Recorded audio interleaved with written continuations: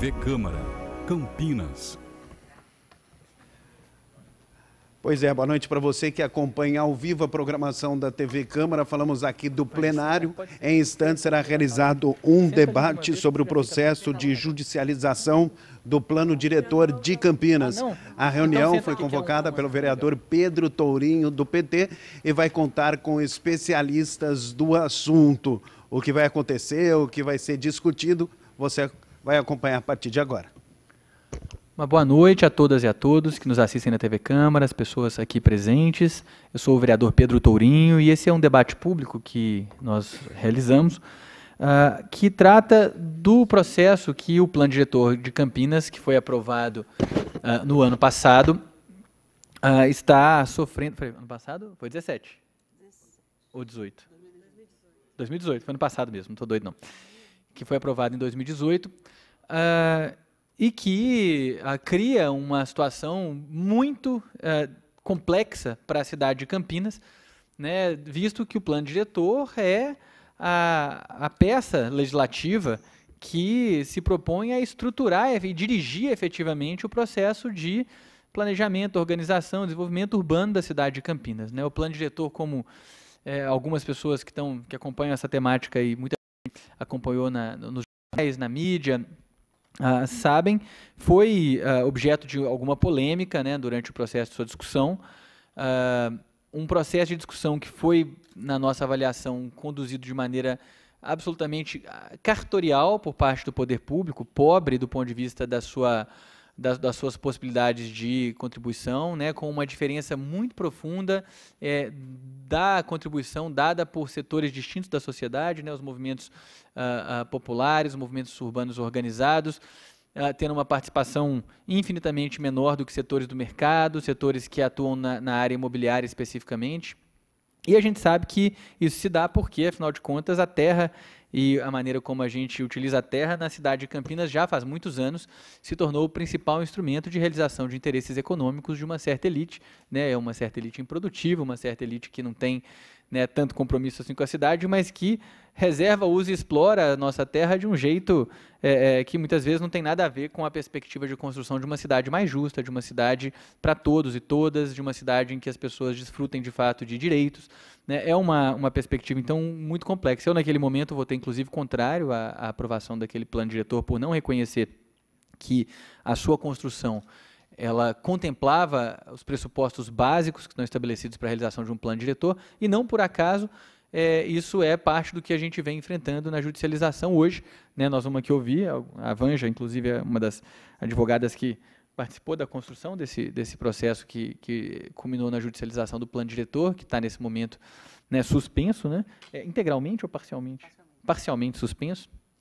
E o fato é que uma das alegações importantes é justamente um questionamento quanto à participação, ao processo participativo, né, ter se dado de forma pobre, e, ao mesmo tempo, também a não especificação, né, de uma certa liberalização aí de mudança das destinações de certas áreas da cidade, né. No plano fica um processo muito vago, acho que a Vanja vai poder falar disso muito melhor que eu.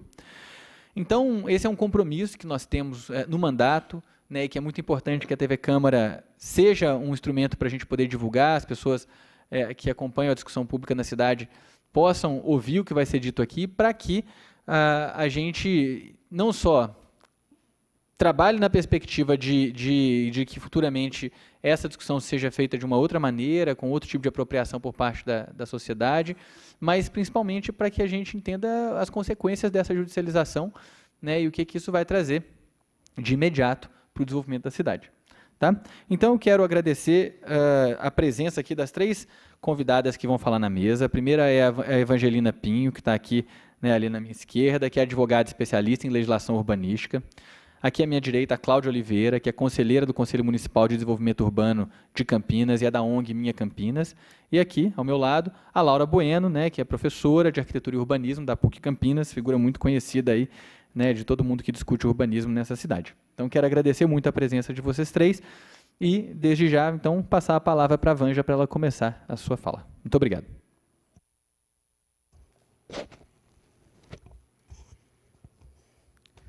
Boa noite.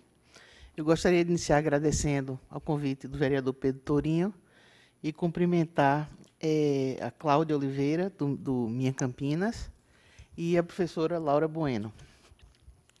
Bom, para falar sobre a judicialização do processo do plano diretor, eu preciso começar falando sobre as formas que a Constituição prevê para controle da constitucionalidade de leis. Existem duas formas, né? Uma é um controle da constitucionalidade, no caso concreto, que é aquela fiscalização que pode ser dada, pode acontecer por meio de qualquer pessoa, em qualquer instância do Poder Judiciário, durante uma discussão de uma demanda própria sua no âmbito da Justiça, né? Por exemplo, o que acontece quando a gente discorda da cobrança de um determinado imposto e a gente entra com ação e a gente pode alegar uma inconstitucionalidade, se for o caso, né, nessa discussão judicial. Existe, no entanto, uma outra forma de controle da constitucionalidade de lei prevista pela Constituição, que é um controle abstrato, que ele atinge a discussão da constitucionalidade da lei em tese, independente da sua aplicação num caso concreto. Né, como vocês podem imaginar, esse tipo de procedimento de controle da constitucionalidade em abstrato, da lei em tese, porque a lei atinge uma coletividade enorme, né, de pessoas, ele é um processo muito mais rígido. Ele tem que preencher uma série de requisitos para ser proposto. Não pode ser proposto por qualquer cidadão, não é? Existe tanto um controle daqueles que podem propor, quanto em que local pode ser proposto. No caso da lei municipal, do plano diretor, que é o que a gente vai abordar aqui, a proposição foi feita por um daqueles que são legitimados pela Constituição Federal para propor essas ações de inconstitucionalidade, que foi o Procurador-Geral de Justiça, né? Procurador-Geral de Justiça, a Procuradoria-Geral de Justiça é a instância máxima administrativa do poder público, né? Ele é justamente o órgão de direção superior do Ministério Público no Estado, né? E é chefiado justamente por ele, pelo Procurador-Geral. A ação também não é proposta, uma ação direta de inconstitucionalidade proposta pelo Procurador-Geral, ela não é feita no âmbito do município, das comarcas do município, da primeira instância. Ela é feita já no segundo nível do Judiciário, que é junto ao Tribunal de Justiça do Estado.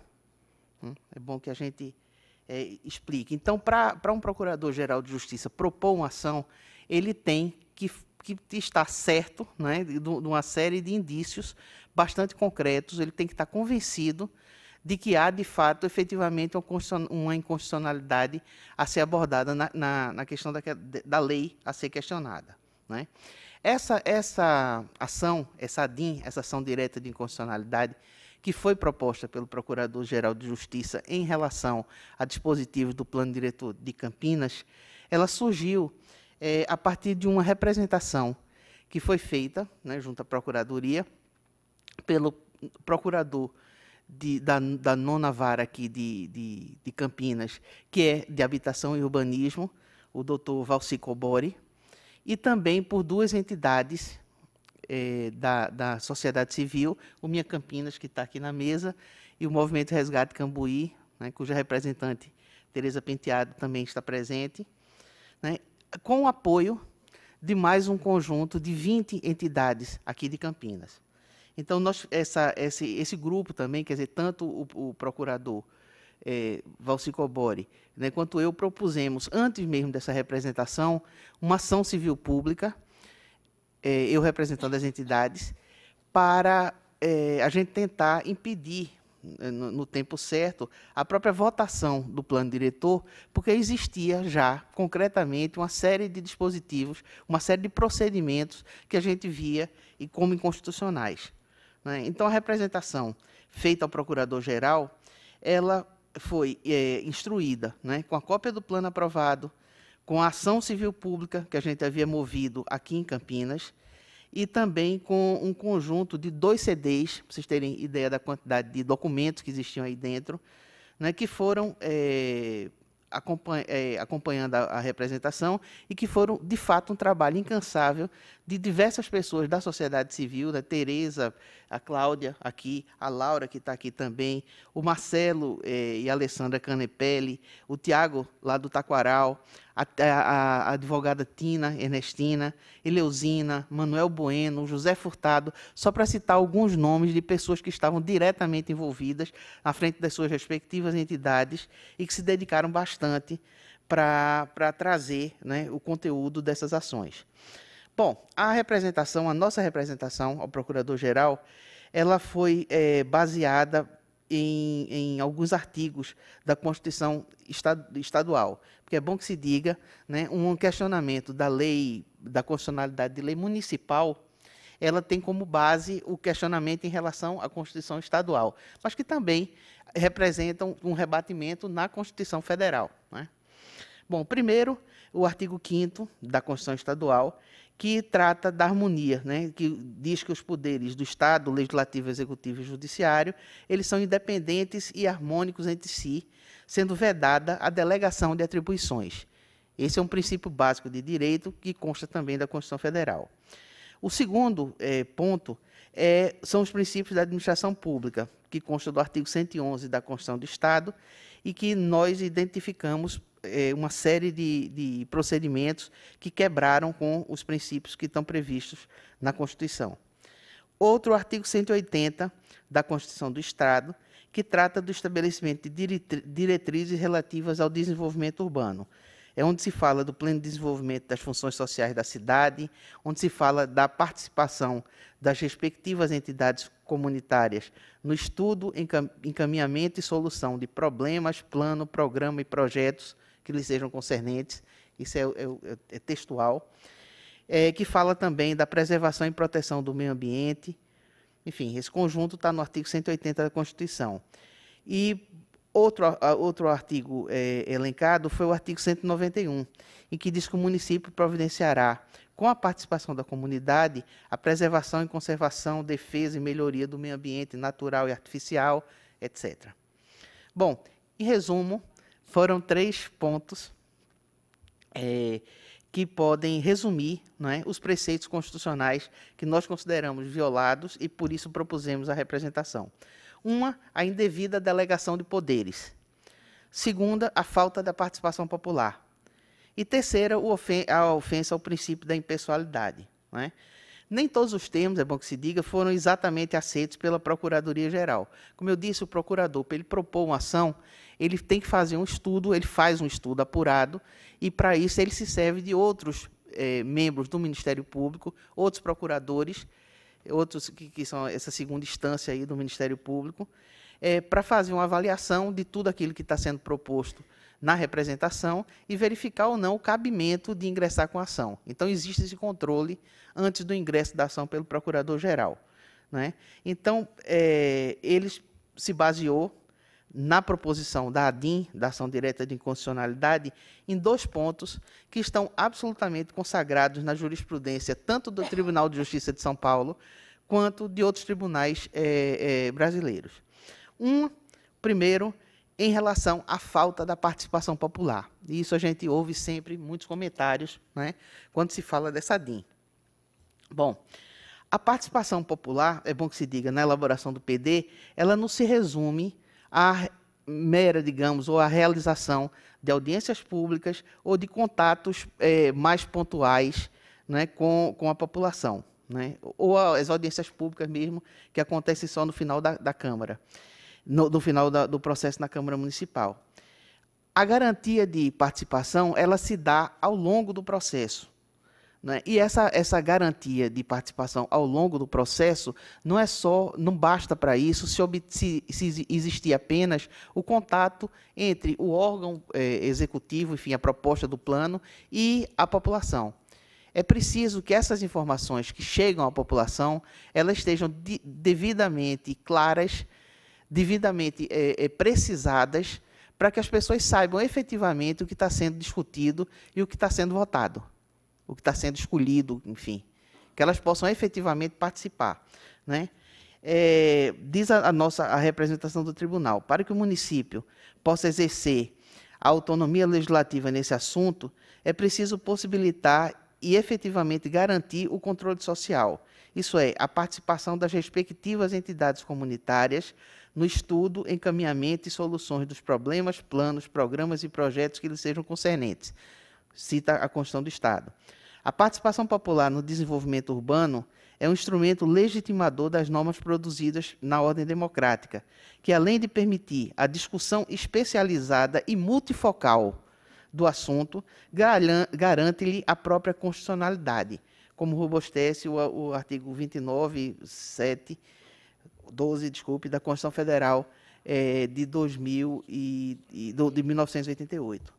Bom, desculpe, não sei como eu estou de tempo. Posso seguir? Bom.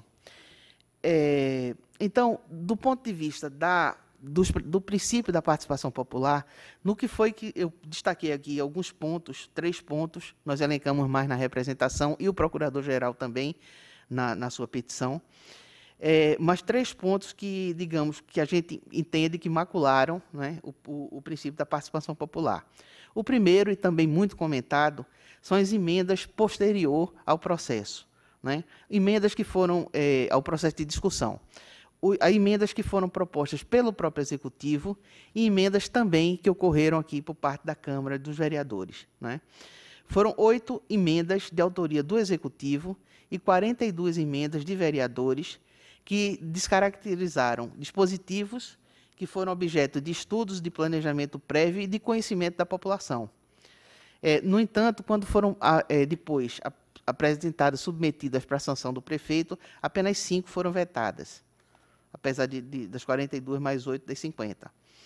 Conforme a gente pode perceber, e isso a gente também tem ouvido, né, dizem assim, às vezes mudou só uma palavra, foi um preciosismo, né, a mudança de uma palavra. Mas existe mais de um caso nessa relação de emendas que a mudança de uma palavra é uma mudança significativa naquilo que está sendo aprovado. Aparentemente mínima, mas muda todo o sentido do dispositivo. Bom, uma outra questão, para além dessas emendas, são o que o Executivo, à época, chamou de erros irrisórios. Após o encaminhamento do projeto de lei à Câmara, o Executivo promoveu uma alteração de um conjunto de mapas e anexos que haviam instruído o projeto e que foram objeto de estudos, de debates com a população, e substituiu, sem qualquer informação mais específica, justificando a substituição por aquele que eufemisticamente chamou de erros irrisórios, né? A substituição, na realidade, foram de 2 anexos, 18 e 19, e nós analisamos com detalhe, né, as alterações que ocorreram nessa substituição não foram nada de irrisórias. Para vocês terem ideia, no anexo 19, houve um conjunto de alteração de perímetro e inclusão de uma centena de novas áreas que foram classificadas ou como ZEIs ou como regularização de interesse específico, né? No anexo original eram 142 áreas e no substituto passou para 247 áreas. Quer dizer, isso não é uma mudança irrisória. Outra coisa, em relação ao mapa do DOT, ao mapa de diretrizes viárias, durante todo o processo ele foi apresentado em baixíssima qualidade de resolução e sofreu constantes alterações, dificultando a identificação ao longo do caminho todo. Acho que a Laura talvez fale sobre isso. A identificação pela sociedade das áreas que efetivamente estavam sendo atingidas. É bom que se diga que quando você estabelece uma restrição, uma diretriz viária sobre o local, você atinge diretamente o regime jurídico daquelas propriedades que estão lindeiras àquilo ali.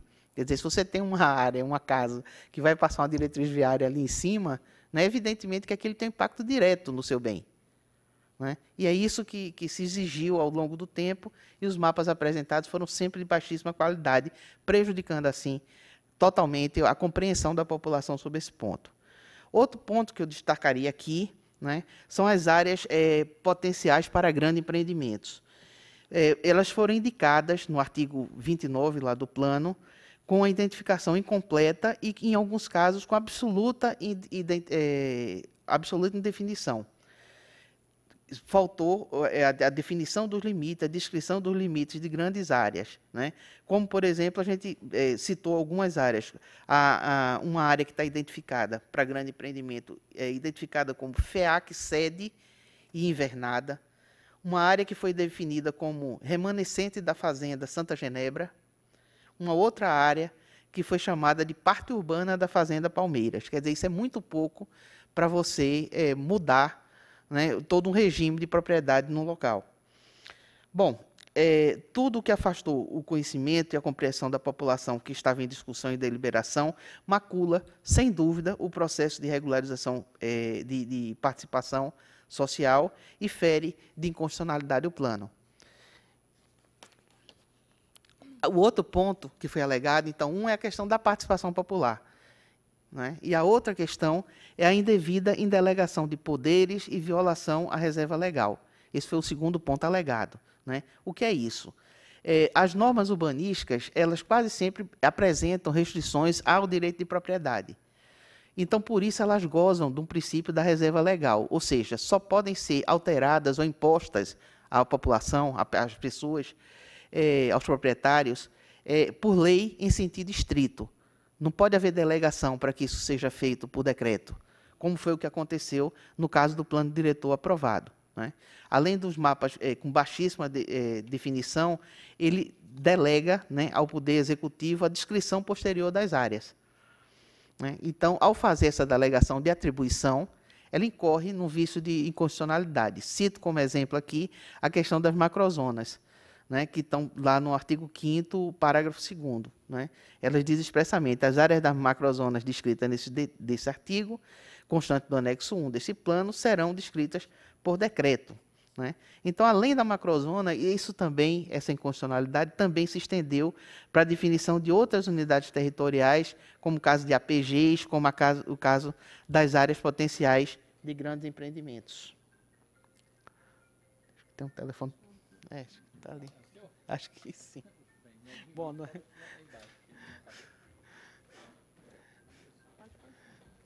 Desculpe. Bom, essa estabilidade na descrição, como eu disse, tem impacto direto no regime de propriedade dos imóveis em relação, inclusive, à aplicação ou não de instrumentos. Para alguns casos, né, por exemplo, para a aplicação do PEUC, que é o parcelamento, edificação e uso compulsório da terra, né, que é um instrumento fundamental, protegido, inclusive, pelas jurisprudências, no sentido como instrumento que é definidor de coibir danos à função social, né, ou de fazer implementar a função social na cidade. Tem alguns dispositivos que amarram a definição dessas áreas, como a PG do centro ou o eixo do DOT, né, à aplicação do PEUC. Então, efetivamente, é de grande dano essa delegação dos poderes, né? Bom, a reserva legal, é bom que se diga em matéria urbanística, é um instrumento de proteção do cidadão e do proprietário, né? Existem vários casos em que o Tribunal de Justiça declarou a inconstitucionalidade de leis em casos similares, né, quando havia essa delegação da legislação urbanística a ser feita pelo decreto do Executivo. Bom, então o processo. O Procurador-Geral de Justiça promoveu a ação sobre parte de dispositivos do plano, né, que, entre outros, o que trata da delimitação das macrozonas e de outras unidades territoriais, como a gente já viu, né. Houve, pelo desembargador relator do processo, uma liminar, considerando que havia vários indícios de dispositivos que implicavam em descumprimento da Constituição Estadual e também com rebatimento na Federal, e que sua permanência no sistema jurídico ele causaria dano, ou poderia causar dano às relações jurídicas. Quer dizer, a partir do momento que você tem uma lei vigindo, né, você estabelece relações jurídicas, contratos, incorporações, enfim, todo um conjunto de ações e que poderiam ser posteriormente submetidas a um grande processo judicial por força da inconstitucionalidade desses artigos. Então, os artigos suspensos, que foram suspensos, eles estão proibidos de aplicação, né? Eles estão sem aplicação, eles não podem ser aplicados. Essa decisão, é bom que se diga, ela foi em caráter liminar, né? Ela não é uma decisão definitiva, mas é uma decisão que está mantida até a presente data. No curso desse processo, no tribunal, né, houve a habilitação, pedido de habilitação de amicus curiae, o amite curiae, porque são vários, né, que é o amigo da corte, como se diz. São aquelas pessoas, entidades, que têm um interesse ou um conhecimento específico sobre aquela questão, né, e, por isso, eles podem funcionar como amigos da corte para, na verdade, ajudar o juiz a esclarecer alguns pontos que possam ser controversos. Então, eles se manifestam no sentido de ajudar, né? Então, se candidatou e alguns foram aceitos como amigos da corte, o IAB, a Associação Comercial e Industrial de Campinas, a ABICAMP, uma associação chamada ProURB, também o Sinduscom e o Secov, que não foram aceitos, né?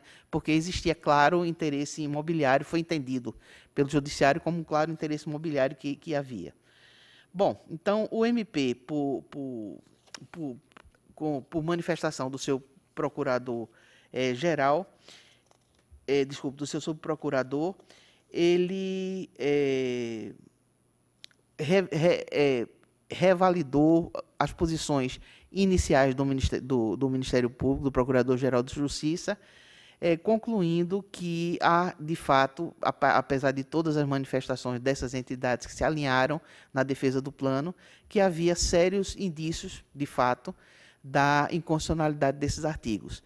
Essa semana, quer dizer, no dia 18/6, saiu o relatório de voto, não é o voto ainda, mas é um relatório feito pelo desembargador relator do processo e que, na verdade, só ele descreve esse processo que eu contei para vocês até agora, né? Nós estamos aguardando, não deve demorar, deve ser rápido, o voto efetivo desse relator que apresentou recentemente o relatório do dia 18. Bom, era isso que eu tinha para explicar sobre o processo. Muito obrigado, Vanja. Quero agradecer a você não só pela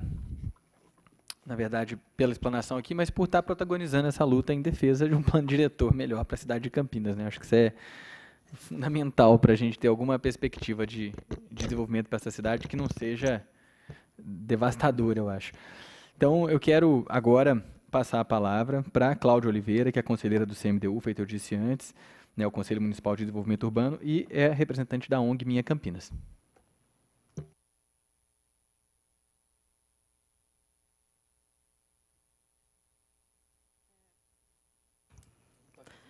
Boa noite. Queria cumprimentar a mesa também, professora Laura, doutora Vanja, vereador Pedro. Cumprimentar a todos aqui presentes também. A minha fala vai ser muito baseada mais na ação prática. Na verdade, eu vou contar uma historinha para vocês. Vou ser breve, porque a história começa em 2016 e nós estamos em 2019, então são alguns anos aí de plano diretor para falar dessa história, que eu participei um pouco do processo.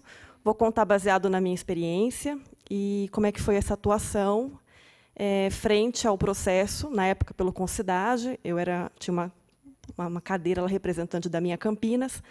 Só para vocês entenderem o que é a Minha Campinas também, a gente é uma organização não governamental na cidade que promove a participação social. Então, promover a participação das pessoas nas decisões de interesse público e coletivo em Campinas é muito importante para a gente, porque a gente consegue assim uma cidade mais equilibrada, mais justa, mais sustentável, né?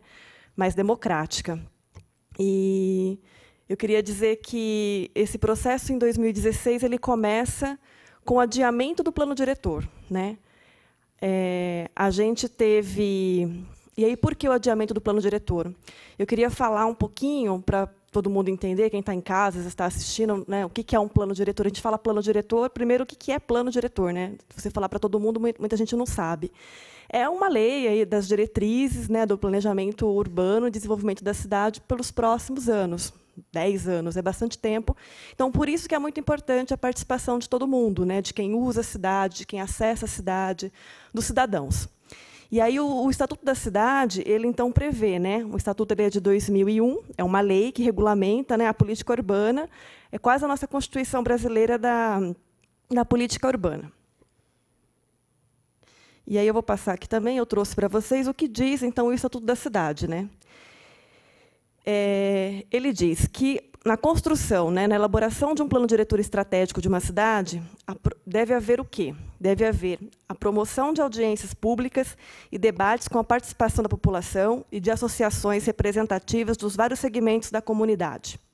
A publicidade quanto aos documentos e informações produzidos. O acesso de qualquer interessado aos documentos e informações produzidas. E a gente teve, entre 2015 e 2016, um processo assim, de construção de plano diretor que foi de portas fechadas. Se você perguntar, acho que pouca gente sabe que a gente estava discutindo o plano diretor nessa época, porque realmente houve muita pouca participação. Houve alguns seminários, algumas reuniões em algumas regiões, mas um processo muito empobrecido de participação social. E aí o que a gente teve no final de 2016 era um anúncio de que ele seria enviado para votação para a Câmara. Naquele momento, né, várias organizações da sociedade civil organizada, entre elas a minha Campinas, se organizou para impedir que fosse aprovado um plano diretor no final de 2016, sem o conhecimento da minuta do projeto de lei.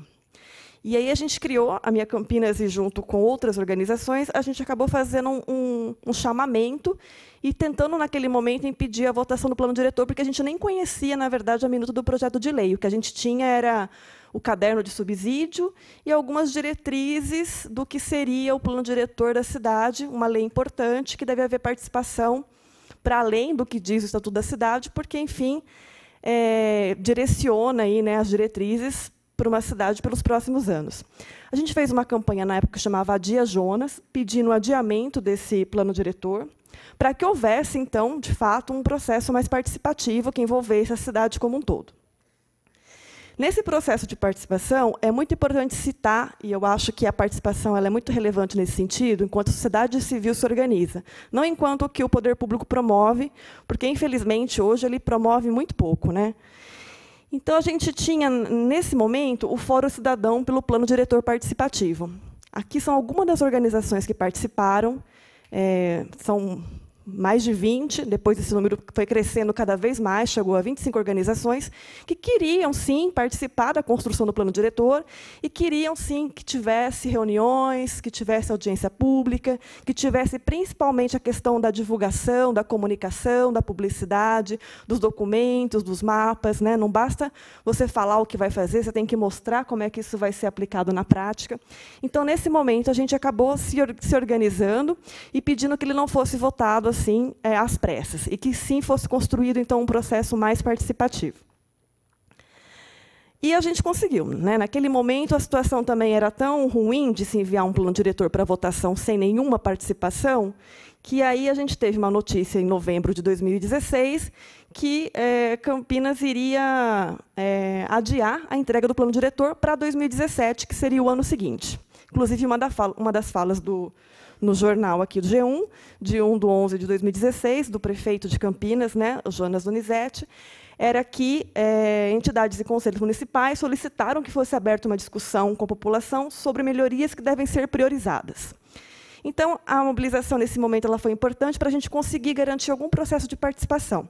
Nessa época, eu era uma das integrantes do Conselho da Cidade, que é o Concidade. E essa participação, a construção da participação, ela só foi possível também por uma entrada do Ministério Público. Nesse momento, 28 de novembro de 2016, Ministério Público, promotor Valcir Cobori, e o prefeito de Campinas assinam um acordo destinando que o Conselho da Cidade fosse o órgão, o comitê gestor do plano diretor da cidade, do plano diretor de Campinas. Então, o Concidade é um conselho que já atuava em Campinas, mas ele teve um papel importante, que foi de fazer a gestão, o acompanhamento e a colaboração para a construção do plano diretor. Então, você tinha ali os holofotes do Ministério Público muito forte em cima da prefeitura, e aí você acabou tendo, então, um pouco mais de cuidado com o Concidade naquele momento e respeito. Essa é uma das falas, inclusive, que eu tirei do acordo que foi assinado entre Ministério Público e Prefeitura Municipal, que diz: considerando a resolução número 25, de 18 de março de 2005, do Ministério das Cidades, em seu artigo 3º, determinou que a coordenação do processo participativo de elaboração do plano diretor deve ser compartilhada por meio de efetiva participação de poder público e da sociedade civil, em todas as etapas do processo, desde a elaboração até a definição dos mecanismos para a tomada de decisões. E que essa coordenação, onde houver conselho das cidades ou similar, possam ser assumidas por este colegiado. Então, isso foi assinado, era um acordo público que deveria ser cumprido. Dentro disso, eu destaco um ponto de atenção aí, que é até a definição dos mecanismos para as tomadas de decisões. Isso é que a gente não teve em nenhum momento. A gente nunca teve mecanismos para as tomadas de decisões, né? Então, o que a gente fez naquele momento? Foi criada, a partir de 2017, uma comissão no Concidade, que era uma comissão de participação social, que, inclusive, na época, eu fui a coordenadora. E a gente tinha essa missão, então, de apresentar uma proposta de metodologia participativa para o plano diretor, porque até então não havia tido nada e a gente precisava construir. Uma responsabilidade grande para o Conselho, que todos que estavam lá naquele momento assumiam. Então, era uma comissão composta por diversos setores, representantes do Concidade. No Concidade, a gente tem o setor empresarial, imobiliário, sociedade civil, os movimentos sociais e academia. E aí a gente teve, então, em 2 meses, reuniões de janeiro e fevereiro, daquele ano de 2017, para a construção dessa metodologia. No dia 17 de fevereiro de 2017, foi aprovada, então, no Pleno do Concidade, uma proposta de metodologia participativa que fosse respeitada durante a construção do plano diretor. Nós tínhamos uma proposta colaborativa, que, inclusive, foi feita a muitas mãos, e principalmente respeitando essas organizações da sociedade civil organizada, como prevê aqui o Estatuto da Cidade. O Fórum, na época, e as várias organizações, junto com a comissão do Concidade, essa comissão de participação social, criou uma metodologia de participação e que previa um colegiado composto por delegados de todas as regiões que pudessem, sim, com algum poder de deliberação, poder de decisão, como prevê lá o acordo assinado, então, pelo prefeito e Ministério Público. Isso é que a gente não conseguiu, né? O que a gente teve? A gente teve discussões intensas nesse momento pelo Conselho e o Poder Executivo.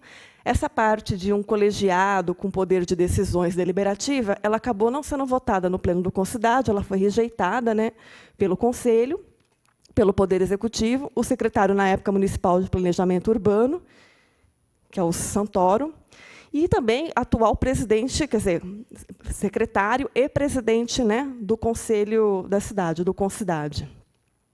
Minimamente, a gente conseguiu alguma coisa de aprovação que o poder público tivesse que cumprir. E aí era a questão da ampla transparência e publicização, que seria a divulgação de documentos e mapas.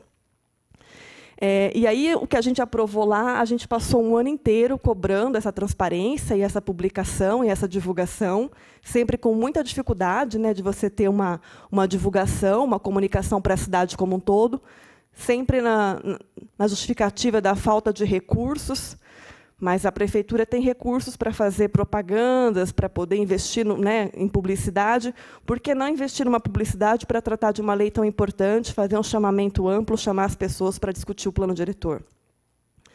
A gente conseguiu também, minimamente, com muita participação de alguns conselheiros lá, a ampla participação, que seria oficinas participativas, eventos e devoluções.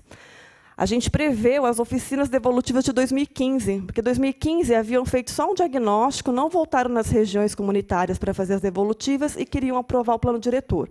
A gente achou que era muito importante que fosse, então, voltar naquelas regiões para fazer as oficinas de devolutivas.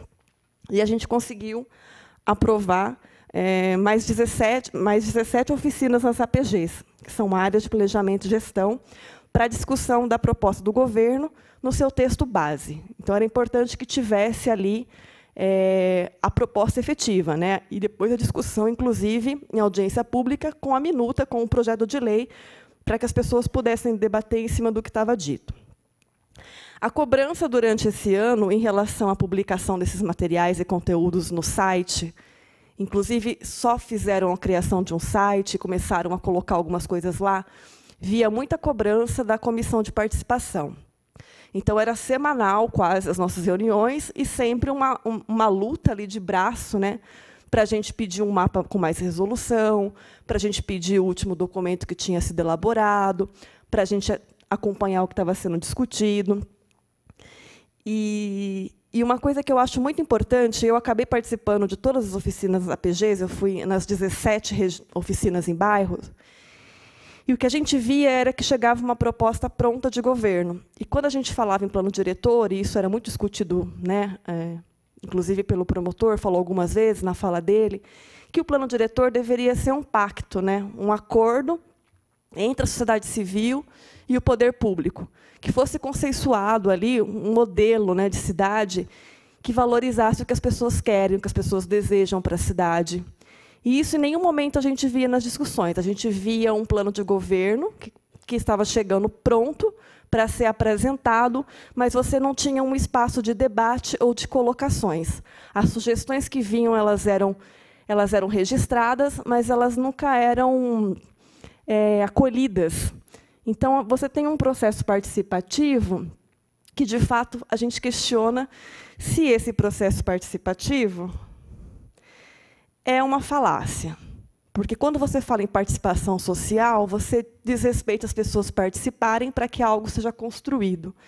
Então, o processo de acolher as propostas, de fazer as considerações, de acatar o que tem viabilidade, de justificar o que não é viável, ele é muito importante. E isso, o tempo todo que o movimento social, que as pessoas que estavam participando se colocavam, primeiro, que elas eram desrespeitadas na sua particularidade quanto indivíduos, e, muitas vezes, elas não eram consideradas de fato. Então, a gente teve um processo muito difícil de participação, embora você tenha as reuniões de apresentação da proposta, mas que você não está disposto a dialogar, a consensuar com a sociedade, eu não sei se a gente consegue considerar como um processo participativo de fato. E aí é uma questão que eu acho que a gente pode debater depois, o que é participação social, se é apenas a apresentação de uma proposta de governo e a sociedade deveria aceitá-la ou não. E aí a minha Campinas e outras organizações também tinham algum posicionamento em relação ao conteúdo do plano diretor. Para além da participação social, a gente via alguns problemas, principalmente porque não estava sendo respeitado o caderno base que foi feito pela equipe na época da Secretaria de Planejamento. O caderno de subsídio, né, que é o diagnóstico da cidade, a leitura de cidade, que foi feita para a construção do plano diretor, a gente conversou com muitos especialistas sobre isso, né? A gente foi atrás de arquitetos, de urbanistas, de técnicos, de especialistas, a gente conversou com muita gente na época sobre isso. O caderno de subsídio ele apontava para o modelo de cidade que é muito incompatível com o plano diretor que foi aprovado depois. Falava-se uma cidade compacta, né? Uma cidade que valorizava as questões ambientais, e depois o que a gente teve foi a colocação, da noite para o dia, de uma macrozona de desenvolvimento ordenado, que acho que a doutora Vanja pode comentar um pouco sobre isso, que é a possibilidade de você transformar qualquer área passível de urbanização sem a participação das pessoas. Então, você aprova um plano diretor que é quase que um cheque em branco, dando direito do poder público depois de fazer urbanização na área que ele mais desejar. Isso a gente havia como um grande problema pela falta de participação das pessoas em decidir o que elas gostariam que fosse urbanizados ou não. Isso tem que ser previamente previsto. Então, novamente, foi um ano de bastante mobilização intensa. Mais de 25 organizações da sociedade civil de Campinas participaram também dessa outra campanha, inclusive chamava Sustenta a Cidade, contra esse aumento do perímetro urbano de forma indiscriminada na cidade de Campinas, que é a macrozona de desenvolvimento ordenado. Acho que a professora Laura, que é urbanista, vai poder explicar mais o perigo dessa aprovação no plano para a cidade. Isso nunca foi colocado de forma clara, o que significava, e as pessoas não conseguiam entender, então, a princípio, as pessoas acabavam aceitando. Quando a gente ia dialogar com as pessoas a fundo o que representava, a gente via que a maioria não é um modelo de cidade que as pessoas querem, né? As pessoas não querem, enfim, morar mais longe, existem os vazios urbanos, e as pessoas querem uma cidade mais compacta, questão de mobilidade, os custos, enfim. A gente teve, nessa época, como a Minha Campinas é uma ONG de atuação que promove a participação social, a gente teve uma mobilização intensa durante o ano, mais de 2.000 pessoas assinaram uma petição online na Minha Campinas, e, além disso, a Prefeitura também tinha, nessa época, um canal oficial de participação via site. No próprio site do canal de participação da Prefeitura, via site junho de 2017, 49% das contribuições que tiveram lá foi a respeito de estruturação do território. Então, as pessoas estavam interessadas em falar nisso. Dessas 49% das pessoas que contribuíram lá com sugestões, 92% delas foram contra a expansão urbana. São 344 pessoas, mas é um número significativo de cidadãos dizendo que não era o modelo de cidade que eles queriam. No entanto, isso nunca foi considerado pelo poder público e a gente não sabe, então, quais participações, enfim, eles estavam considerando. Qual era esse outro lado da cidade que estava pedindo o quê que não estava claro. E esse processo também de transparência é que foi muito prejudicado, né? Quando a gente está falando de um plano diretor, a gente, claro, tem divergências de cenários, de opiniões, mas é importante essa transparência de quem está, que modelo de cidade cada pessoa está defendendo. Esse processo de transparência no processo participativo, ele sempre não foi claro. A gente sabe quem não queria a expansão urbana, mas a gente não sabe quem queria. Então, e o que a gente vê, eu gostaria até de passar também um vídeo para mostrar que, nessa época, a gente acabou conversando com bastante pessoas da área, inclusive a Raquel Ronick, que muitas pessoas aqui da área, talvez, de arquitetura e urbanismo devem conhecer, é uma professora muito conceituada, é arquiteta urbanista formada pela USP. Eu gostaria de passar um trechinho da fala dela. Ela foi uma das especialistas que, na época, a gente debateu, sentou e conversou, foram muitas reuniões. Eu vou passar aqui rapidamente.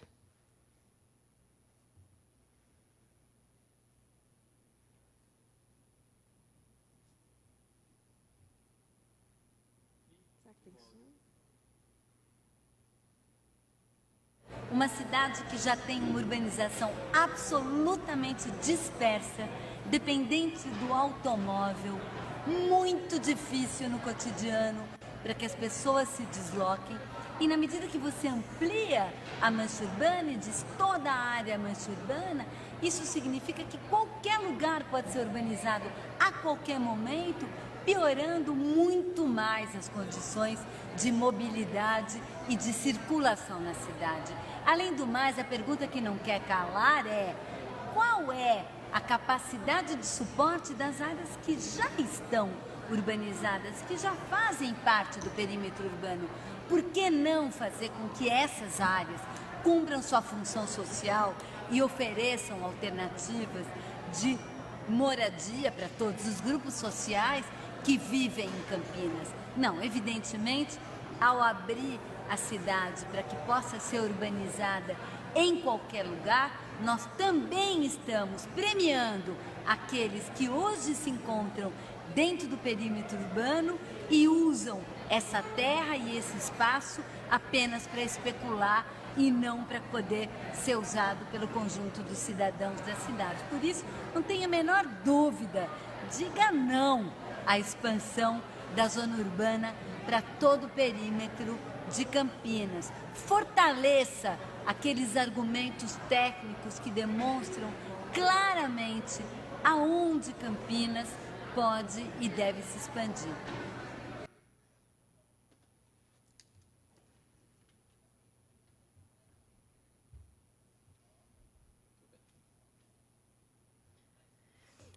E aí, já finalizando a minha fala, o plano diretor acabou sendo, então, apesar de tudo isso, aprovado, né, em, se não me engano, início de 2018. Depois disso, eu não estive mais no Concidade. Hoje eu faço parte do CMDU, Conselho Municipal de Desenvolvimento Urbano. mas ainda fiquei um tempo, né, durante alguns meses, durante o ano de 2018, no Concidade, após a aprovação, e o que a gente percebeu depois disso foi uma tentativa de desmonte do Conselho. Porque, querendo ou não, a gente forçou, né? A gente forçou nesse Conselho para que houvesse o mínimo de participação social, e, após a aprovação do plano diretor, eles perceberam o quanto isso não era bom, né, para algumas aprovações que eles gostariam de fazer. E eu já comecei a perceber esse desmonte do Conselho em 2018, o presidente é o secretário municipal, e, algumas vezes, o próprio executivo trazia a falta de vocação temática para o Conselho da cidade.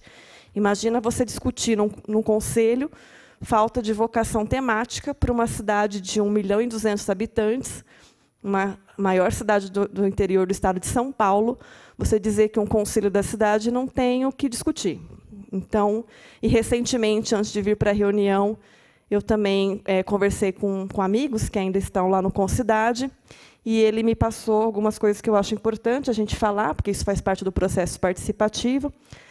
O Conselho, atualmente, é uma das ferramentas constitucionais, né, que a gente tem como ferramenta de participação. As reuniões, hoje, elas são bimestrais.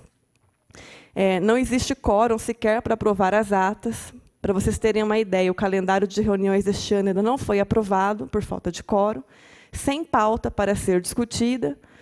Essa falta de vocação temática, que eu já presenciei logo após o envio do plano diretor para a Câmara, ainda continua presente. E sugestão até de acabar com o Conselho. E aí, por isso, né, a gente continua mobilizados sempre, e aí também houve esse processo de judicialização do plano diretor, para que a gente tenha, de fato, né, por uma real participação no plano diretor de Campinas. Acho que a gente pode abrir agora para considerações, ouvir um pouquinho a professora Laura. Queria agradecer o convite também, e estar à disposição para qualquer coisa. Tenho o meu contato, o site da Minha Campinas. Quem quiser conversar, estamos à disposição depois. Obrigada. Cláudia, muito obrigado. Então, agora eu vou passar a palavra para a Laura Bueno, que é professora de Arquitetura e Urbanismo da PUC de Campinas.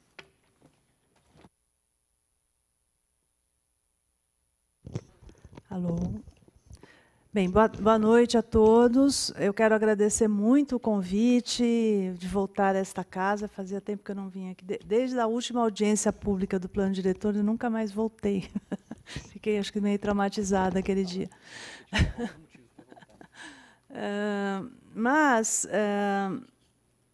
Eu vou tentar ser bem rápida, porque eu acho que o mais importante vai ser até ouvir as perguntas que o público tem a dizer, e a gente poder dialogar um pouco com as falas que foram feitas, né? Bem, em primeiro lugar, eu quero reforçar a lembrança que a Cláudia fez em relação ao movimento que foi criado de 2014 para 2015, que foi o Fórum pelo Plano Diretor Participativo. Essa foi uma experiência muito interessante, inclusive porque, naquele momento, a Prefeitura estava propondo elaborar a lei de zoneamento, uma nova lei de zoneamento, nem fazendo um plano diretor, nem revendo a visão de futuro que nós teríamos de Campinas, que é a ideia do plano diretor, né, de qual é o futuro dessa cidade, e já partindo para uma logicamente necessária, mas uma visão, uma mudança da lei de zoneamento que apenas estabeleceria esses novos parâmetros urbanísticos. E aí o movimento social e o movimento interno da própria, eu acredito, no próprio executivo, a base técnica, nós conseguimos fazer com que a Prefeitura compreendesse a necessidade de elaborar primeiro o plano diretor e depois fazer o detalhamento das outras legislações. A nossa, inclusive a minha bandeira enquanto professora que sou e pesquisadora, é de que o plano diretor e a lei de uso do solo devem ser elaborados conjuntamente. Essa seria a melhor situação, já que nós teríamos, aprovou o plano diretor com a lei de uso, ocupação e parcelamento do solo, imediatamente todos os setores da sociedade vão passar a poder aplicar essa lei. O que nós tivemos com essa divisão em Campinas? O plano diretor foi aprovado, se iniciou essa polêmica jurídica e, em paralelo, como se nada estivesse acontecendo no âmbito do questionamento jurídico, a Câmara, o Executivo e a Câmara Municipal e o setor imobiliário revisaram a lei de parcelamento a lei de uso, ocupação e parcelamento do solo, fazendo criar uma insegurança jurídica ainda maior para a cidade, na minha opinião.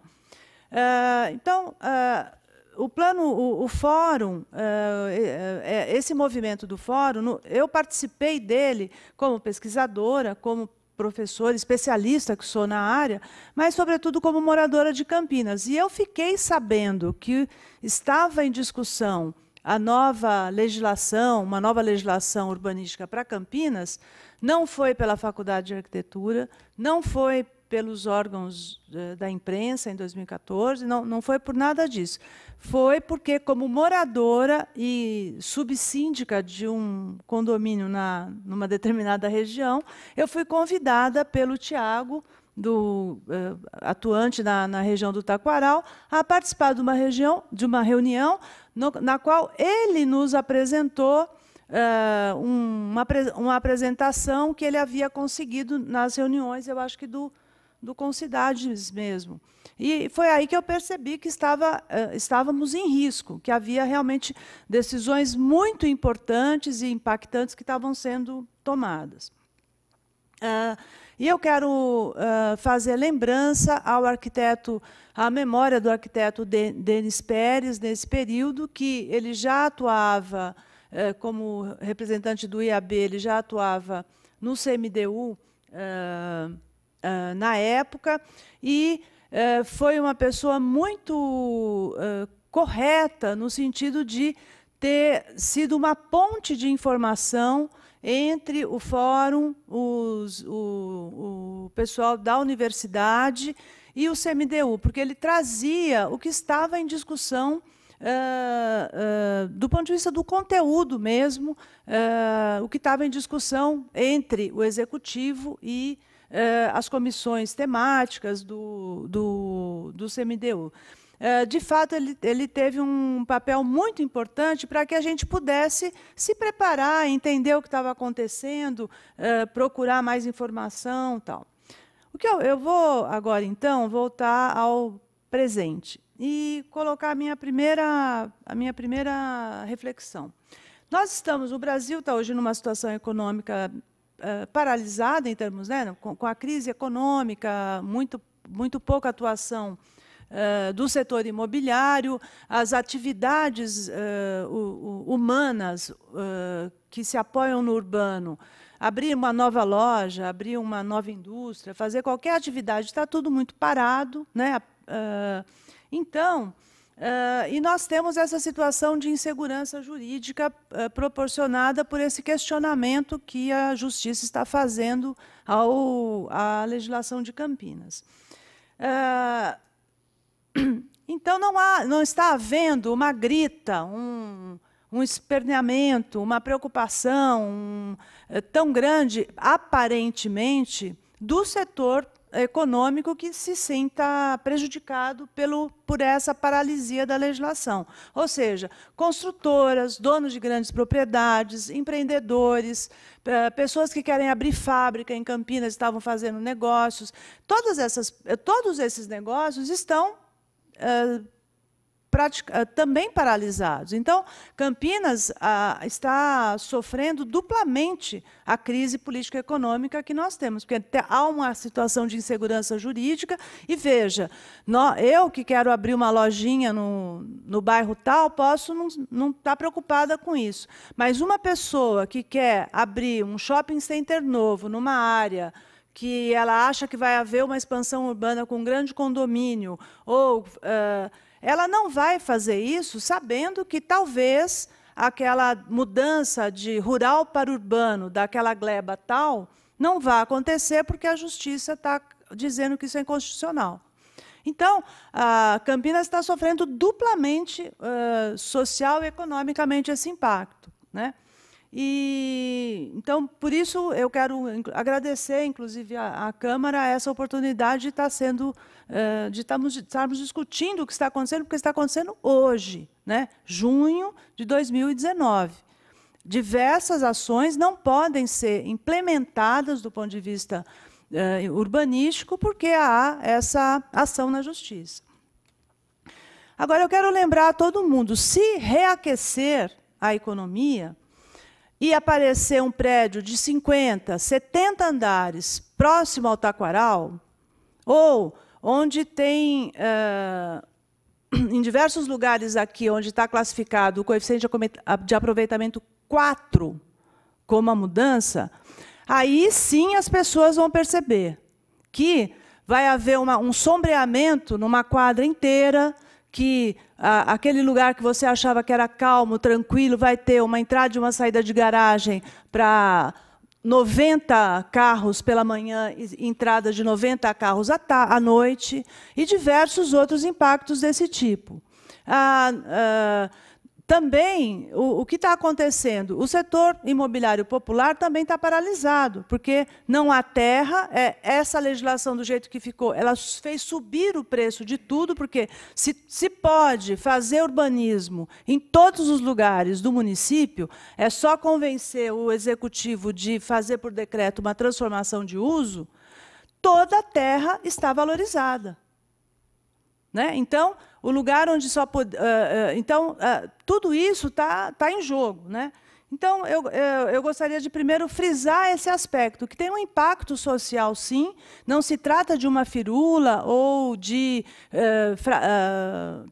peculiaridades de Campinas, mas está em jogo, sim, o futuro de Campinas e diversos aspectos da nossa vida, da nossa qualidade de vida futura e dos nossos filhos, netos. Né? Em segundo lugar, o que eu queria comentar, até porque foi o tema que foi colocado como o título, né, judicialização do Plano Diretor de Campinas, nós temos percebido, na área de pesquisa, que a chamada judicialização do urbanismo, ou seja, a incapacidade da negociação de resolução de conflitos de interesse,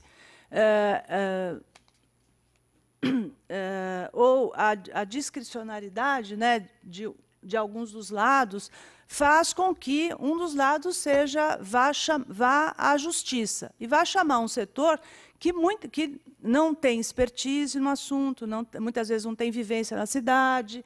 Então, não é uma coisa boa, não é uma solução adequada nós termos que judicializar, nós temos que chamar a justiça para isso. Não é a melhor solução. Esse é um recurso que eu considero um recurso extremo que a sociedade criou, fez para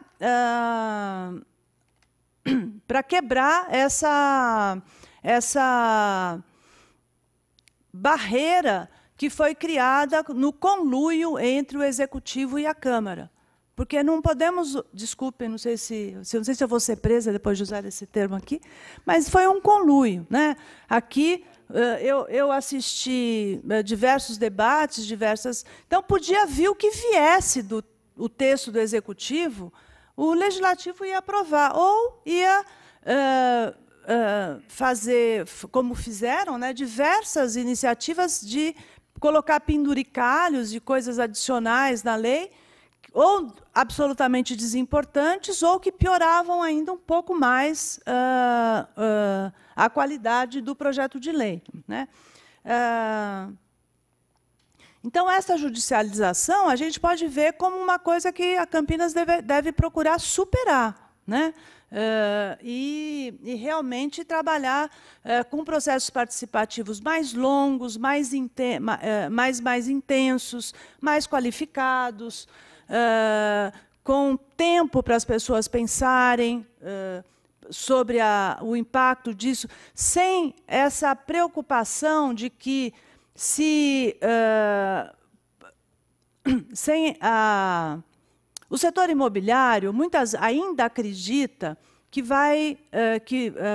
valoriza muito os seus negócios, eles serem aprovados quase que às escondidas. Então, hoje, Campinas não tem um site, um instrumento transparente que você tenha...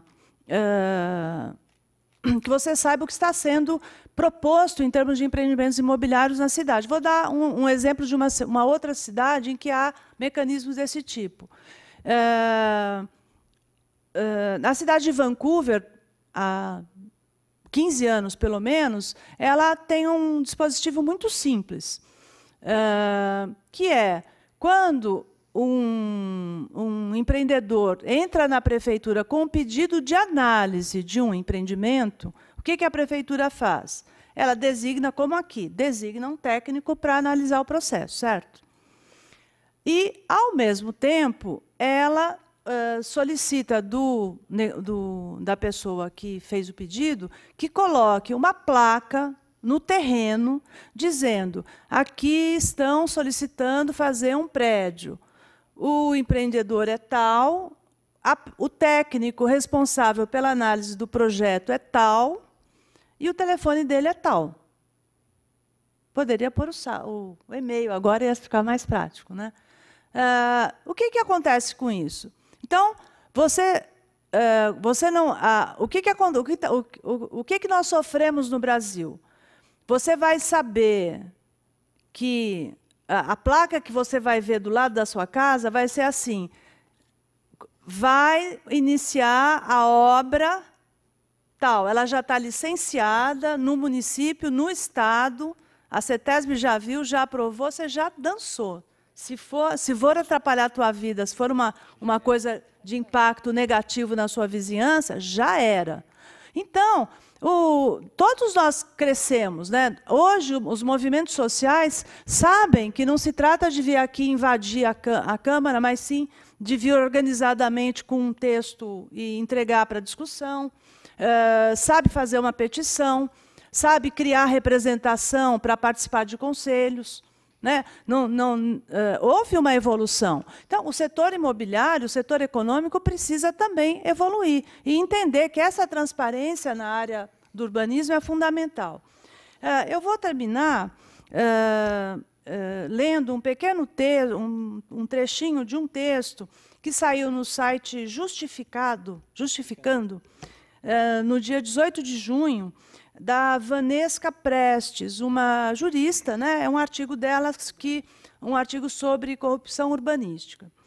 E ela fala, logo no início, é um texto muito interessante de ler, para compreender, porque esse termo corrupção, ainda mais no Brasil, que agora essa coisa da corrupção está todo mundo... O termo corrupção urbanística é um termo muito importante. Ele está sendo construído, trabalhado há pouco tempo na literatura técnica da área. Mas a prática da corrupção no urbanismo a gente conhece desde os anos, né, desde que a cidade se desenvolve. Que é o quê? Conseguir empreender com grandes lucros empreendimentos que, por interesse coletivo, por interesse do espaço onde ele está implicado, deveria ser diferente ou não ser feito. É mais ou menos isso. Então, toda essa evolução que eu comentei, de como se trabalhar nos conflitos, de fazer as negociações, os processos participativos, na área de urbanismo, ela coloca da seguinte forma: no Brasil, o urbanismo ainda se encontra muito próximo do sistema político, o que o deixa sujeito a maiorias do momento e à falta de planejamento de longo prazo. Então, é disso que se trata. O processo da construção da cidade, a elaboração de uma visão de futuro de como esse espaço deve ser, de qual a densidade mais adequada, qual a mistura de usos que se que é adequada, quando um empreendimento de grande porte é construído, quais são as contrapartidas que a cidade vai precisar para se reequilibrar naquele local em relação a esses essas questões, elas têm um caráter técnico, mas não se trata de usar o termo técnico como um termo que espanta a população que não tem nível superior ou que não tem alta renda. O técnico é no sentido de dar racionalidade a algumas decisões, né? Então, eu vou dar 2 exemplos para vocês, porque eu acho que eles são muito graves mesmo, né? O plano diretor, o caderno de subsídios que a prefeitura elaborou, dizia claramente: Campinas tem espaço, terreno vago, ou seja, lugares que já têm água ou esgoto ou algum tipo de transporte, eletricidade, para 300 mil pessoas novas virem morar em Campinas. Então, não é necessário haver expansão urbana para uso residencial.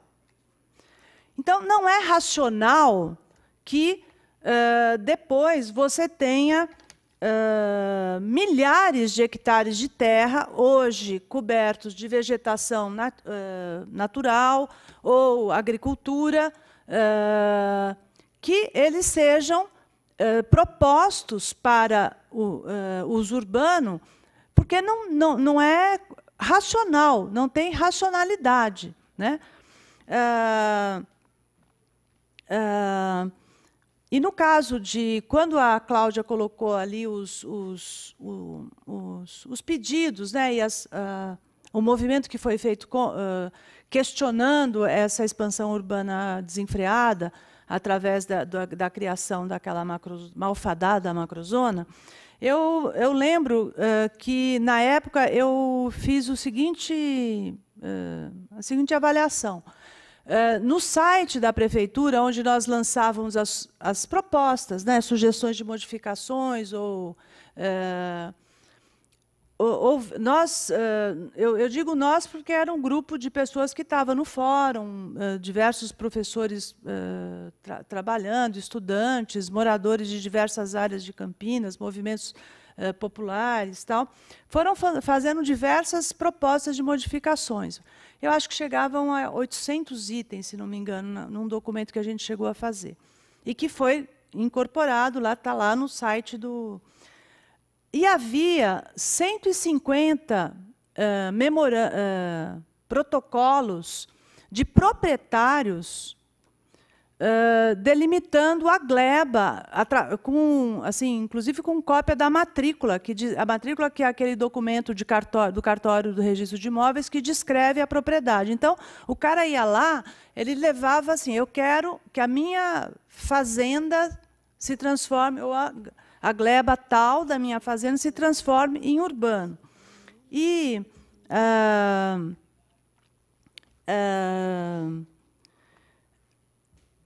sem que o limite desse perímetro proposto por esses interessados não tinha base em geologia, em geografia, em topografia, no sistema viário, na rede hidrográfica, não. Era a minha propriedade, né?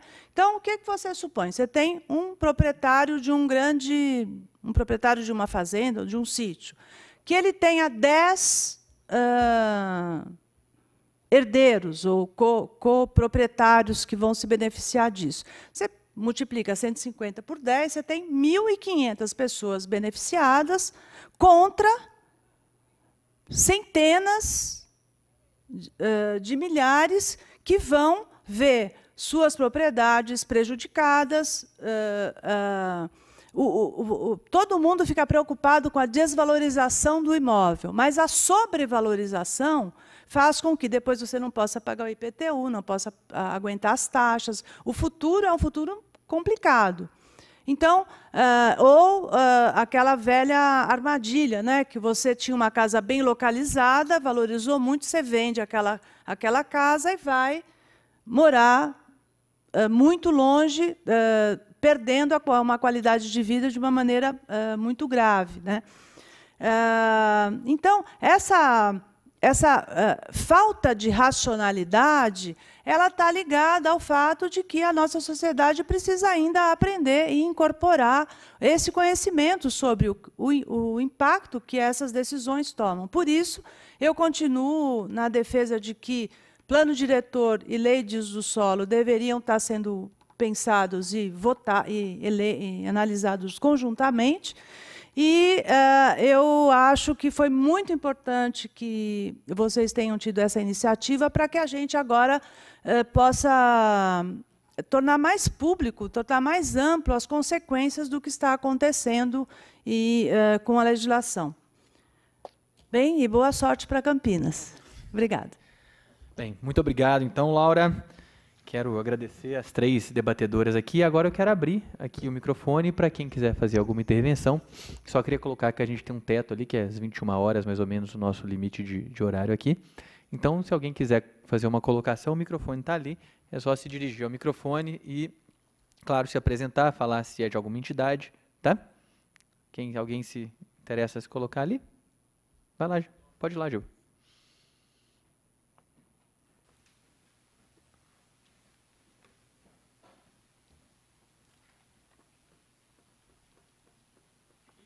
Isso.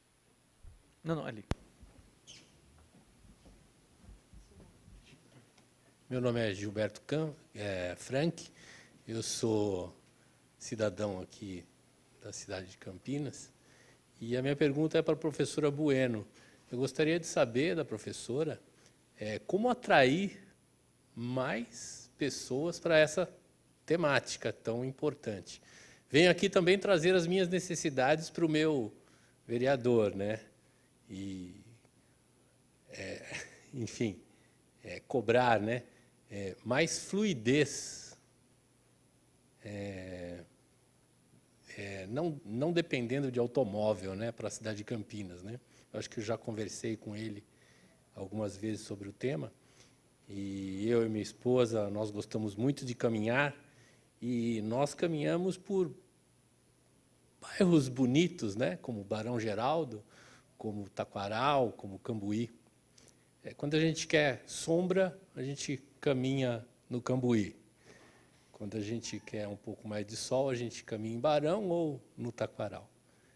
E eu gostaria também de cobrar do meu vereador mais ciclovias, né? Por 8 anos eu fui pedalando para a Universidade de Campinas, onde eu trabalho, e não consigo mais fazer isso por causa que os carros não me deixam fazer isso. Então, uma ligação com a universidade, uma ciclofaixa, uma ciclovia com a universidade seria muito importante para os ciclistas de Barão, e que não tem uma ligação, né, com Campinas, uma ciclofaixa, uma ciclovia, só tem ali internamente. São as minhas indagações para hoje. Obrigado. Obrigado, Gilberto. Tem mais alguma colocação, pessoal? Não. Fale agora ou cale-se para sempre. Já adiantando, enquanto a Leuzinda vai, ali se dirige no microfone, acho que é legal, viu, Gilberto, você colocar essa coisa da ciclovia. Você deve conhecer, eu tenho certeza, o movimento cicloativista de Campinas, né, e toda a discussão que existe, muito ativa, um movimento extremamente ativo aqui na cidade. Eu até propus e fui presidente de uma comissão para implementação do plano cicloviário na cidade de Campinas. A gente tocou essa pauta aqui muito intensamente, se não me engano, em 2014, no meio do meu primeiro mandato. Visitamos a cidade de Sorocaba, visitamos Santos, que eram cidades que tinham experiências, né, de transporte de massa cicloviário, que é o que a gente entende, né, o transporte cicloviário como um dos modais que tem capacidade de promover o deslocamento para propósitos diversos, não necessariamente para lazer, de quantidades imensas de pessoas, né, e também fazer interligação com outros modais de forma muito eficiente. Mas o fato é que aqui me parece sempre que a concepção que prevalece na administração municipal de Campinas é a da ciclovia ou ciclofaixa como lazer, entretenimento, né, e não como um instrumento para a mobilidade, para viabilizar e aumentar a fluidez da mobilidade urbana. Então, muitas das vias que a gente tem visto implementadas aqui na cidade são vias que não ligam áreas mais densas a outros modais, então não tem essa conexão, né? Não tem ali uma ciclovia que consegue chegar num terminal de ônibus, que a partir dali você consegue se deslocar em maiores distâncias, etc. Né? Tem várias, não são poucas as ciclovias que foram feitas, vale dizer, a gente antes criticava que não tinha nenhuma, ou eram muito poucas, agora até o Jonas entregou vários quilômetros de ciclovias, coloca isso como propaganda, mas via de regra elas padecem dessa grande limitação, né? Tem lá na Teodoreto, em Barão mesmo tem as ciclovias lá de Barão, as ciclofaixas e ciclovias lá de Barão, tem a lá da Baden-Powell, e são outras aí que a gente tem, mas via de regra é isso, não tem essa compreensão. A gente teve, por exemplo, está tendo agora o BRT, e não tem a construção, óbvio que não ia ter uma ciclovia que fosse atravessar a João Bode toda, não é essa a ideia, mas a construção de, por exemplo, ciclovias para ligar nos terminais, né, para chegar nos terminais que o BRT vai oferecer. A gente sabe que ali vai ser um instrumento de deslocamento maciço de gente, né? Sim, ou ter um bicicletário, né? Isso é outra das coisas que a gente discutiu, que era a instalação de bicicletários próximos aos grandes terminais, aos lugares de grande afluxo de pessoas, mas o fato é que nada disso, absolutamente nada disso acontece. Eu, como vereador, adoraria que a nossa compreensão a respeito do tema fosse ouvida de forma mais séria pela Prefeitura, mas, infelizmente, eu faço parte de uma minoria aqui na Câmara que tenta fazer esse tipo de debate, quando, na verdade, o fluxo da política pública aqui na cidade, historicamente, nessa administração, tem sido um fluxo Prefeitura para a Câmara legitimar, e não sociedade, Câmara, para pautar e ter a Prefeitura como instrumento de execução efetiva de processos participativos. É um pouco do que a gente está discutindo aqui agora, né? Então, fica aí essa colocação, tá bom? Então, eu vou passar para a Leuzina, e em seguida a gente responde em conjunto.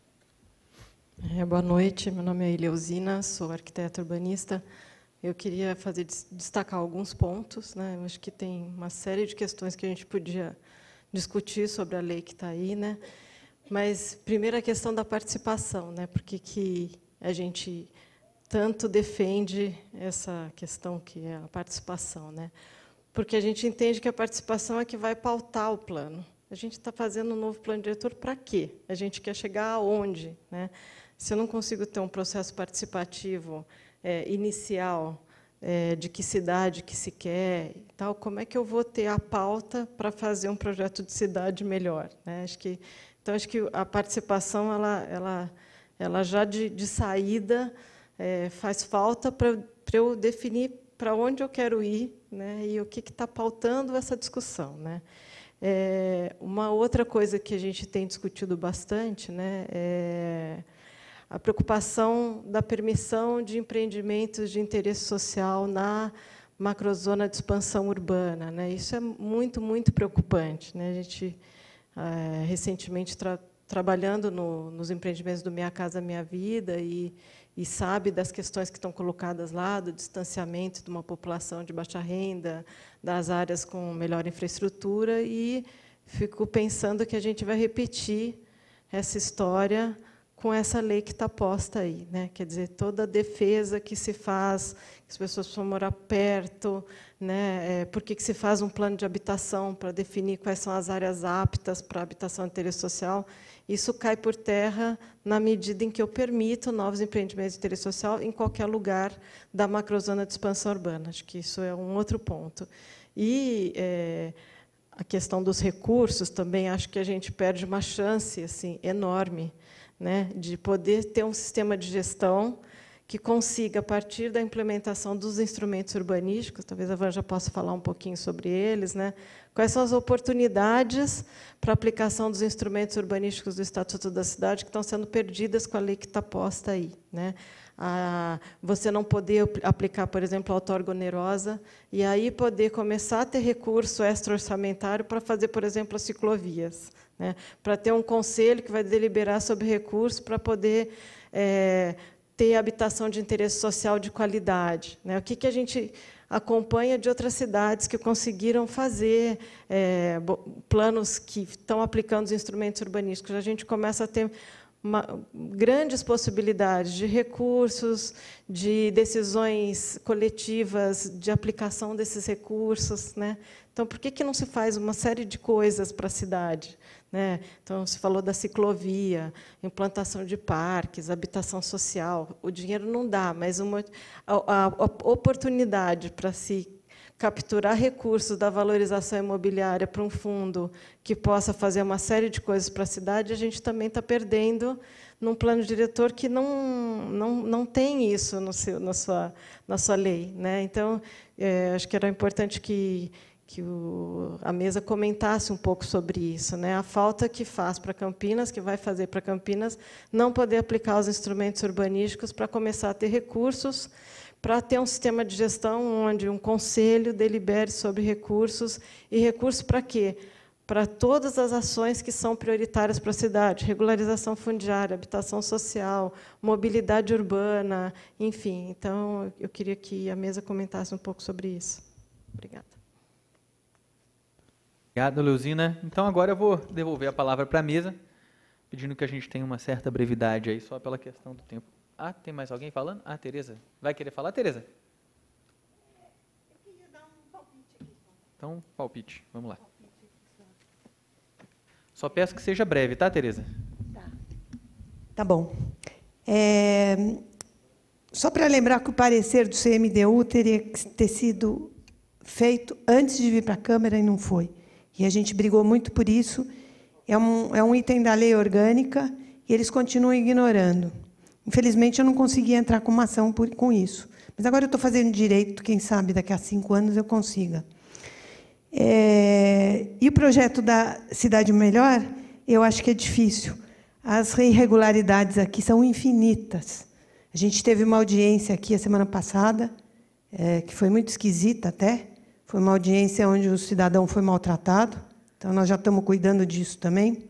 E os exemplos que a gente dá, que são eu não vou repetir aqui, quem quiser assiste lá, da Norte-Sul, são mais de 9 ou 10 prédios completamente irregulares, com, como é que chama aqui o negócio? Aumento do potencial construtivo tão grande que aquele Hotel Vitória ele tem mais de 20% de área que não podia ter. Então, assim, é um problemão. E a gente fica fazendo lei e não resolve os problemas que já tem. Esse plano diretor teria que ter resolvido a cidade antes de tocar para frente o assunto. E não, a gente já tem tudo errado e faz uma lei e vai saber como é que vai ser agora, entendeu? Então, o problema está na base, na essência e no começo de todos esses processos. Obrigada. Obrigado, Tereza. Então, agora a gente abre aqui para a mesa. Certo? Vocês podem escolher a ordem. Bom, eu vou, até pela brevidade do tempo, né, ser bem rápido aqui, e comentar, em relação aos instrumentos. Leuzina deu o exemplo da outorga onerosa, mas eu queria chamar a atenção para uma das emendas que foi aprovada e que contribuiu, digamos, com a definição da inconstitucionalidade do atual plano, de alguns dispositivos do plano, que foi a emenda 1226, que ela pega um instrumento que é do PEUC, né, do planejamento, do parcelamento, edificação e utilização compulsória, e acrescenta uma única palavra, como tem se dito aí, né, mas é nos termos da legislação específica. Quer dizer, na verdade, não é uma única palavra, mas é uma expressãozinha que, com isso, tira totalmente a alta aplicabilidade do instrumento. Então, um instrumento que é consagrado como prioritário de aplicação, porque é por ele que se faz cumprir função social, né, ele fica postergado, a sua aplicação, a uma futura legislação que não se sabe quando vai ocorrer. E existem várias jurisprudências, né, eu reafirmo isso, que torna imprescindível a previsão e regulamentação no próprio plano desse instrumento, justamente pela importância constitucional que ele tem. Em relação ao comentário de Tereza sobre o parecer do CMDU, que sempre tem sido tradicionalmente, inclusive nesse último plano também, apresentado depois da tramitação do plano, isso foi mais uma coisa que contribuiu, não é, para a apresentação de novas emendas, de novos ajustes aí que também implicaram na inconstitucionalidade do plano. Obrigado. Obrigado, Vanja. Laura ou Cláudia?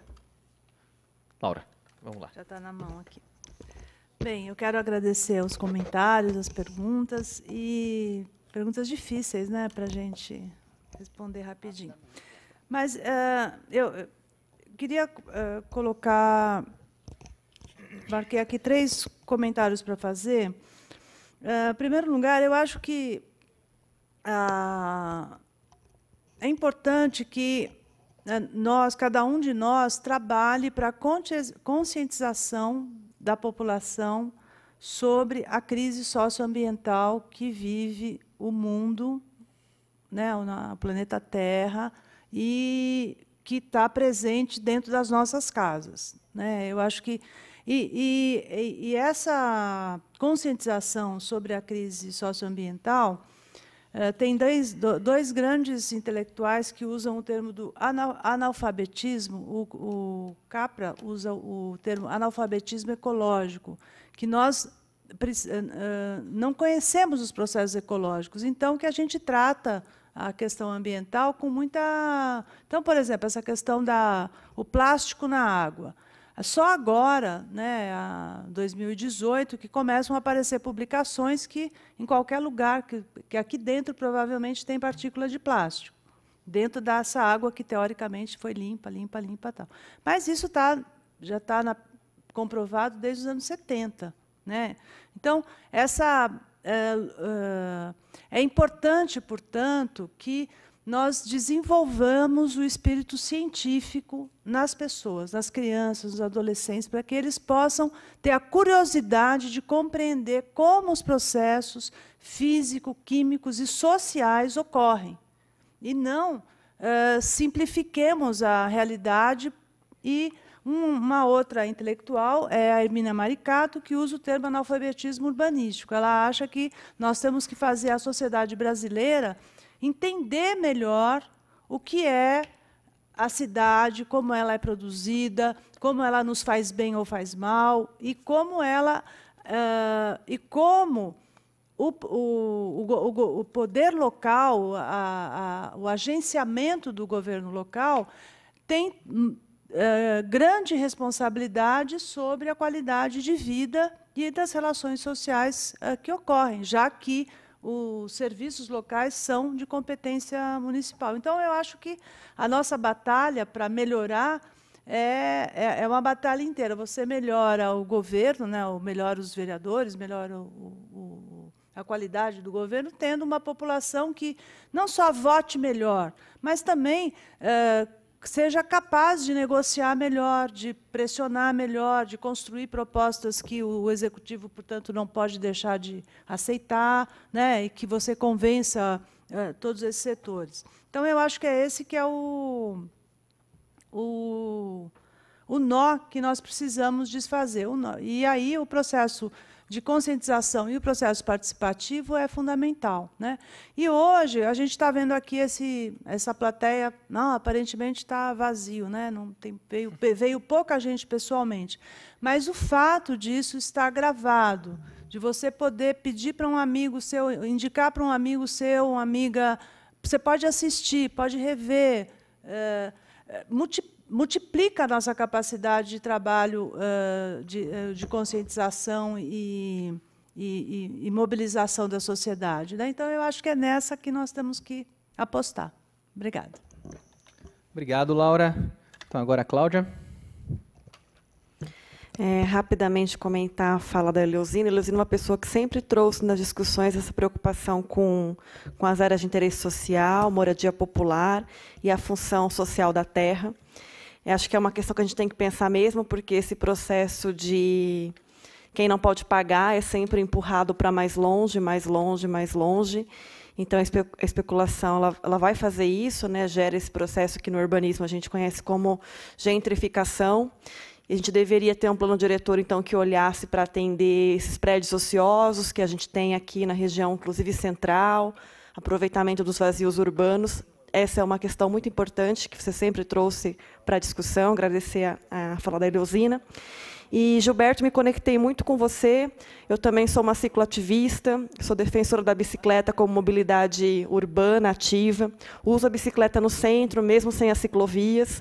Acho que a cidade deveria prover uma mobilidade mais sustentável, modais diferentes para além do automóvel, do carro. E aí eu faço, inclusive, um convite para a sociedade de Campinas, porque, às vezes, também não é sempre que a gente consegue andar a pé ou ir de bicicleta. A população, de um modo geral, acaba se locomovendo aí 15, 20 quilômetros por dia nas regiões mais distantes. A gente precisa de uma mobilidade de transporte público eficiente, de qualidade, para a gente ter uma cidade, sim, com uma mobilidade urbana, enfim, com mais qualidade, mais sustentável. E a gente está aí também para discutir, em breve, uma licitação do transporte público, que também é algo muito importante. Então, fica o convite para a gente também começar a acompanhar esse assunto do transporte público na cidade, acompanhar a nova licitação, para que também tenha esse espaço de participação, de ouvir, de consulta pública, de construção, porque também é um contrato longo, é um contrato aí que imagino que seja de 15 anos, que a gente vai ter um serviço caro, como já é hoje, e que a gente tem que, no mínimo, garantir qualidade para a gente poder, enfim, parar de usar o automóvel, porque a gente já sabe os problemas que isso implica, além a gente está no momento desse ano discutir aí poluição do meio ambiente, mudanças climáticas, é um assunto global, mas a gente tem que pensar local. Então, fica o convite também, e aí acho que, já falo aqui de antemão que a minha Campinas está acompanhando a licitação do transporte público, eu convido vocês para seguirem isso com a gente. Tá bom? Agradecer muito o convite, agradecer a mesa, parabenizar o vereador por trazer essa discussão para a cidade. E boa noite a todos. Obrigada. Muito obrigado, Cláudia. Obrigado, Laura. Obrigado, Vanja. Eu quero agradecer as pessoas que vieram aqui e colocar que, de fato, isso aqui cria, né, um documento que a gente quer usar para poder fazer esse debate em outros lugares. Eu acho que é muito importante que as pessoas compreendam que Campinas está vivendo uma situação de limbo, uma situação de colapso do que deveria ser a sua estrutura de funcionamento urbano, justamente por causa da incapacidade que a prefeitura teve, ou da opção que a prefeitura fez, de tratar a discussão do plano diretor como uma discussão dessas que ela faz a toque de caixa, que ela faz sem uma compreensão efetivamente mais democrática, né, do que deve ser o espaço urbano, e isso, inclusive, é claro, é o que se reflete também do ponto de vista da política urbana que a cidade constrói, né, toda uma compreensão. E isso vai ter que se tornar um tema mais presente na vida da cidade, de fato, se a gente quiser ter alguma chance de que esse o futuro dessa discussão, não seja de repetir novamente, sempre, esse mesmo tipo de processo, porque os interesses que a gente contrapõe nessa discussão são interesses poderosíssimos, de muita grana, com muita capacidade de fazer valer seus interesses dentro do espaço do legislativo, do espaço do executivo, com muita capacidade de pautar a imprensa, a mídia. Eu não esqueço quando, se não me engano, foi a Abicamp, acusou a prefeitura de Campinas de ser socialista e de estar imitando Cuba, se não me engano. Eu não lembro qual que era o dispositivo urbanístico que estava sendo discutido e estava em fase preliminar, e ela publicou no Correio Popular isso. Vocês lembram disso? Era o que era outorga onerosa? Era outorga onerosa, né? É isso. E a prefeitura estava querendo discutir isso, e a Abicamp falou que Campinas estava sendo levada para o rumo de Cuba. Um negócio assim, de um nível de intransigência e de, ao mesmo tempo, de capacidade de, feito eu disse, fazer valer seus interesses muito grande, e que a gente, efetivamente, desinformando ativamente a população, né, mas que a gente não conseguiu contrapor em igual escala, né, porque a gente não teve instrumentos equivalentes de diálogo e formação de opinião, eu acho. Então, perdão? Se é um elogio ou uma crítica, depende de quem está lendo, é verdade, você tem razão. Vale eu colocar, usando Cuba como uma referência negativa. Tá? O Abicamp usava Cuba, nesse caso, como uma referência negativa. É importante ressaltar isso que você está falando. Poderia estar falando positivamente, porque tem muitas coisas espetaculares em Cuba também. Então, meus caros, o fato é que a gente tem esse desafio desse tamanho, e eu espero que essa atividade aqui possa ter, então, contribuído para a gente fortalecer essa luta. Muito obrigado a todas e a todos, e a gente encerra aqui esse debate.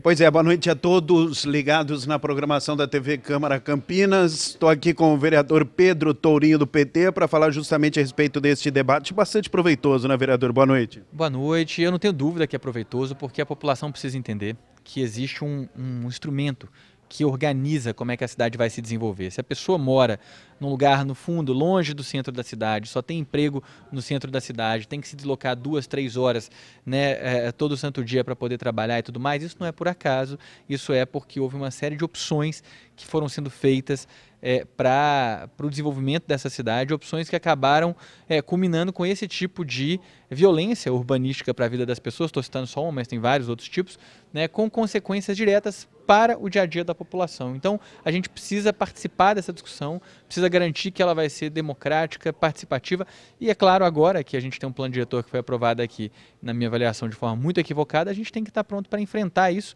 e é isso que a gente entendeu aqui, né, participando do debate. Esse plano foi questionado, e os questionamentos foram tão pertinentes que uma parte do plano foi suspensa.